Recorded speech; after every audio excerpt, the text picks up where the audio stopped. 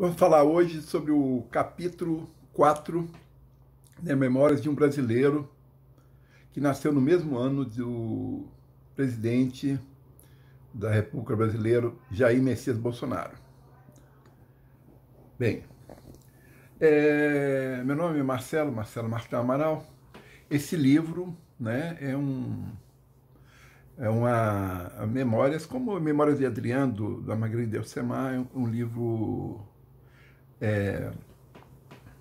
ficção-realidade, tá? Bem, a política com certeza é realidade, né?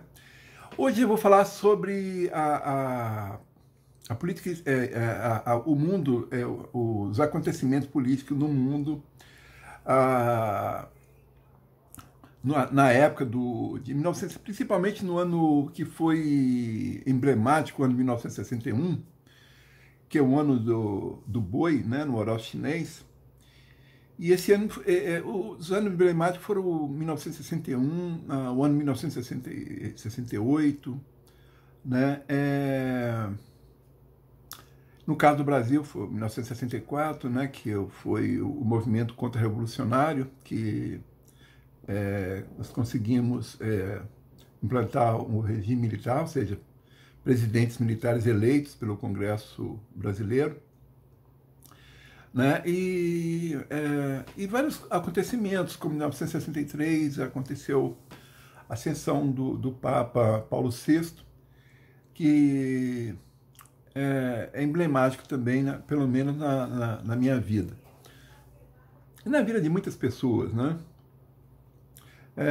Eu lembro claramente da época que o Papa Paulo VI aparecia na capa do antigo revista Cruzeiro e Manchete, que existia naquela época, né, na década de 60. Na vida privada, né, eu frequentava o primário, né, nos anos, principalmente no ano de 62, 63, 64, 65. Era grupos escolares, né? Eu frequentei lá o grupo escolar Teoflotone, que ficava perto do Cine Metrópole, né? Na Praça Metrópole, de Teoflotone, Minas Gerais. Em 1963, estudei lá no orfanato, né? Que era uma instituição particular que ficava em cima do morro. Em 64, estudei no grupo escolar Manuel Esteves, que ficava no centro da cidade de Teoflotone, né, quase em frente o batistério da igreja matriz de Teoflotone, né? Bem, eu sou católico, né? Fui batizado, eu acho que foi em 1965, 66. Não, 64, 63, não lembro mais. Bem, eu e meu irmão menor e os padrinhos meus, nossos, eram o meu avô, Alfredo José Leão Martins, e minha avó, Dalva Santos Martins. Esse o plano particular, né? Em 65, eu estudei num grupo escolar que ficava perto da minha casa e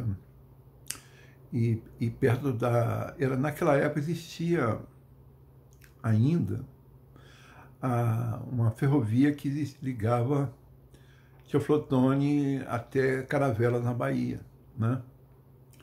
E eu fui uma vez de trem de Teoflotone a Caravelas, na Bahia, de trem, com o meu avô. Ele parava em vários lugares, né? Passava em Caluchaga, parava em Belo Oriente, né? E outros lugares, né? E chegava finalmente em Caravelas, que era um lugar perto de Alcobaça, no sul da Bahia. né? Onde eu passei vários verões lá, né? A gente ia normalmente para lá no mês de janeiro e ficava lá um mês e pouco, até fevereiro. Antes do carnaval, a gente voltava para Tia Flotônio, né? Essas épocas foram muito felizes, né? Inicialmente, eu ficava na casa do meu avô, que tinha uma casa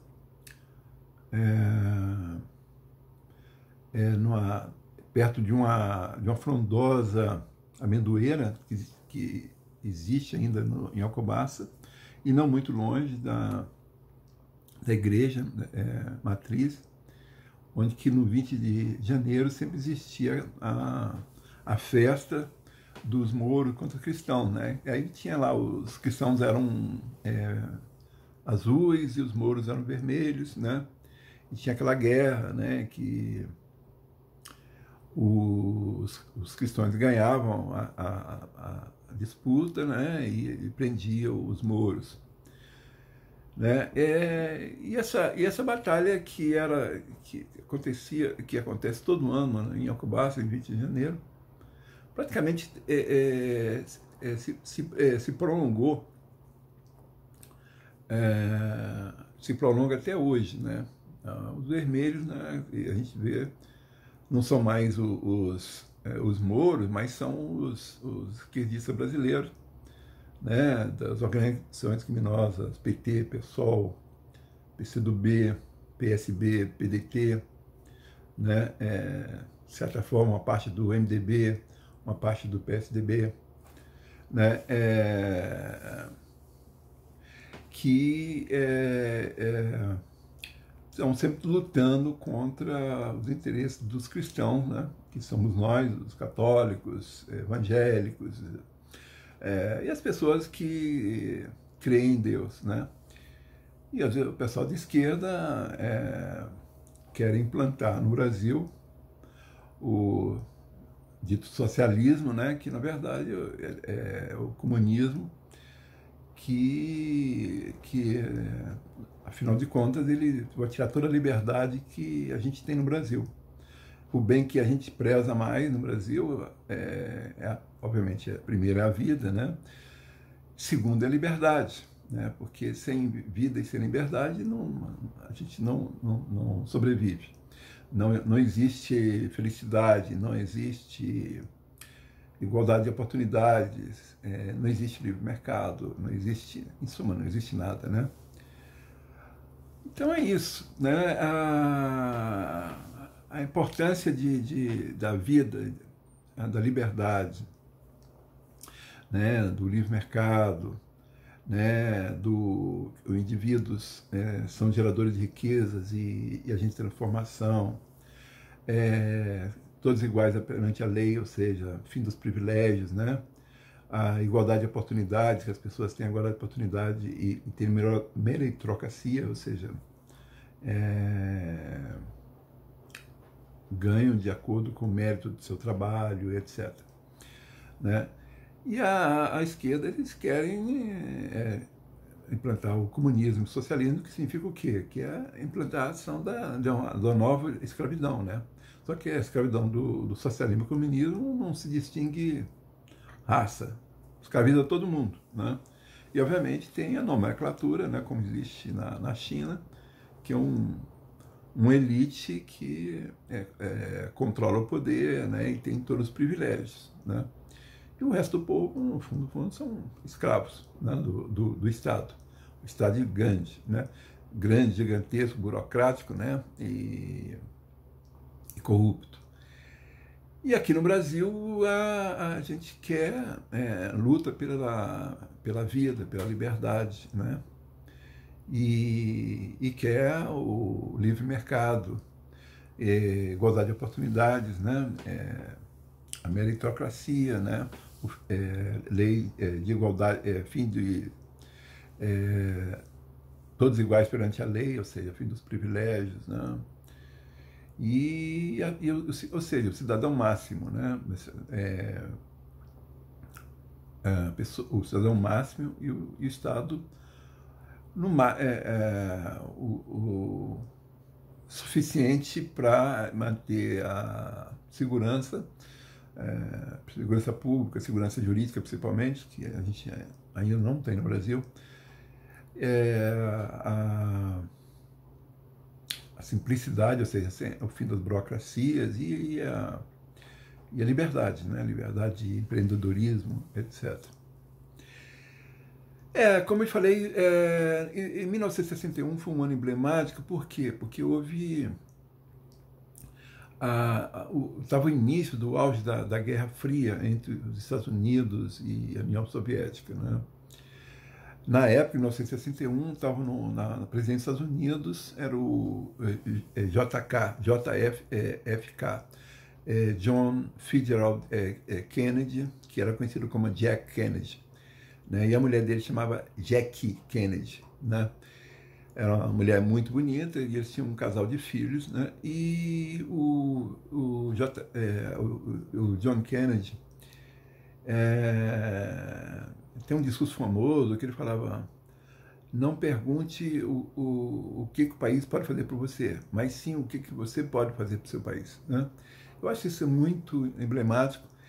E ele foi na Europa numa viagem internacional, a trabalho, né, passou para a França, e teve reunião na Áustria com o Nikita Khrushchev.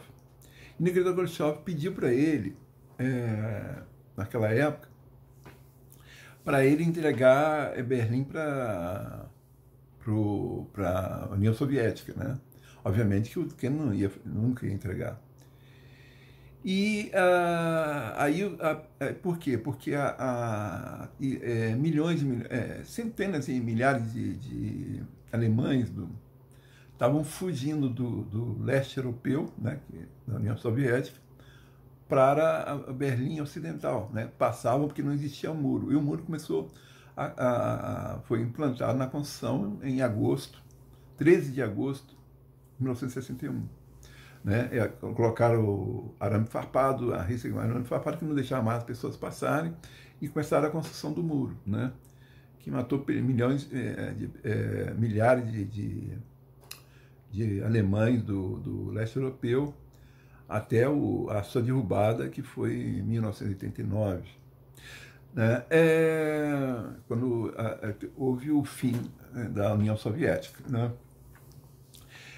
Então, essa época foi muito emblemática também do ano de 61, essa reunião do Nikita Khrushchev da União Soviética com John Kennedy.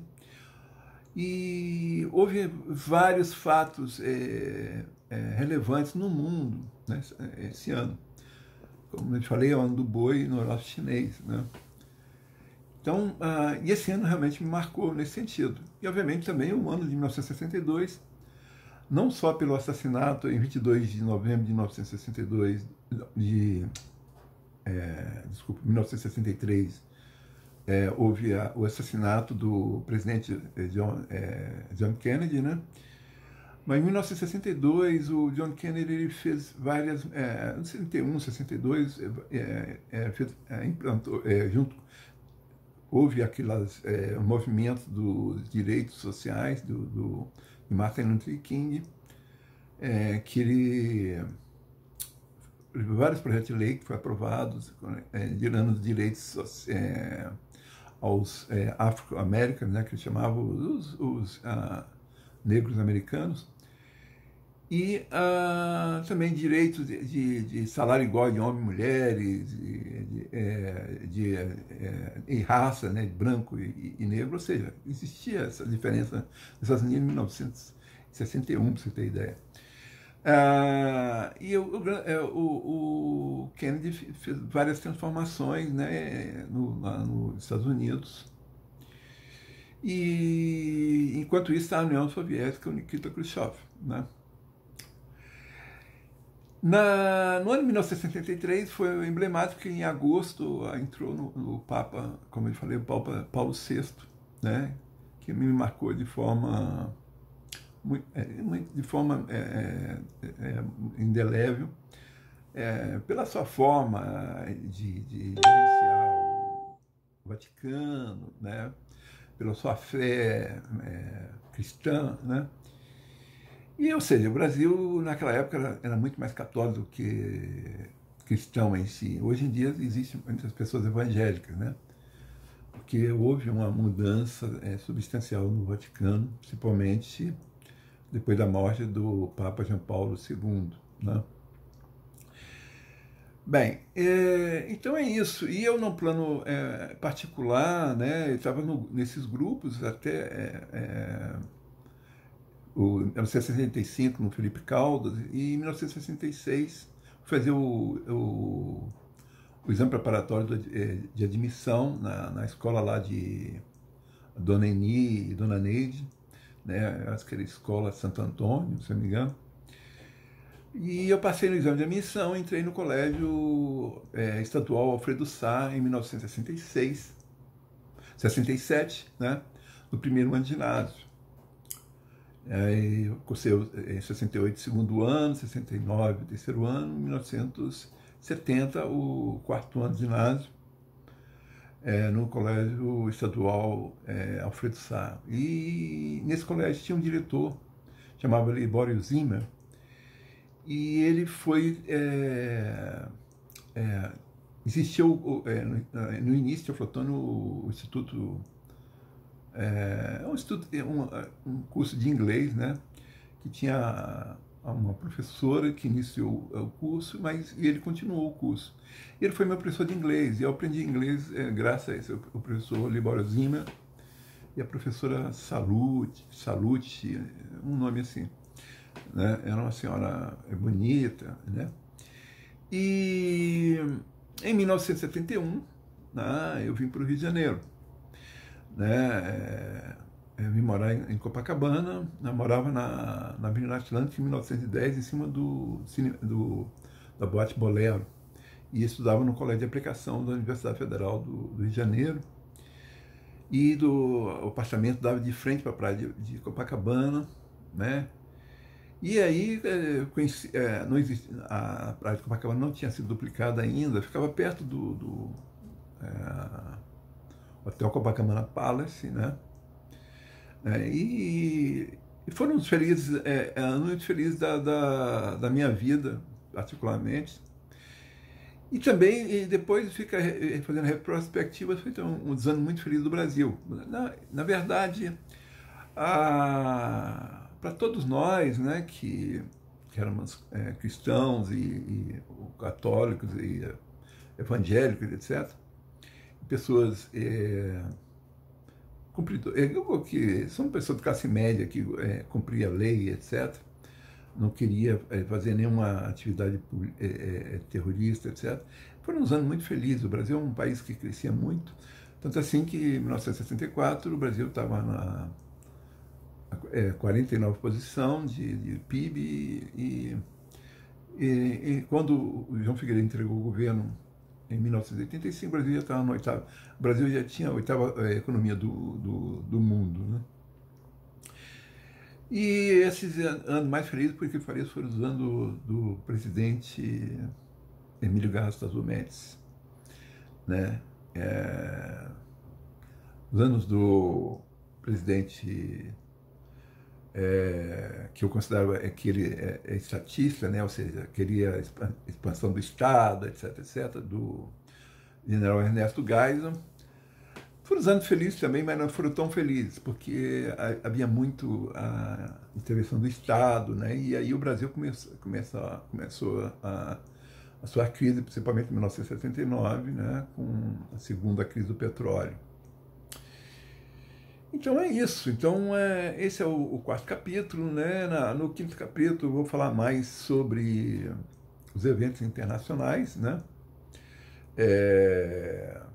Que aconteceram nesse período da década de 60 e 70, detalhes do governo Castelo Branco e do Castelo General Costa Silva, né? Obviamente do governo do Emílio Garrastazu Médici, e obviamente durante esse período do governo militar houve a construção da ponte de Niterói, que né, construção de várias hidrelétricas, né, como a Chesp no Rio São Francisco, e outras hidrelétricas que hoje em dia a hidrelétrica corresponde a cerca de quase mais de 50% do fornecimento de energia elétrica no Brasil. Atualmente a energia eólica já está chegando aos 15% a 20%, né? E a energia solar está chegando a 1% ainda. Então, a grande parte da energia elétrica do Brasil vem da hidrelétrica, né? Isso está calcado lá atrás nas construções feitas pelos governos militares, né? Principalmente o Emílio Gastado Médici, o Ernesto Geisel, né? Então é isso. Então no próximo capítulo vem aí o capítulo 5.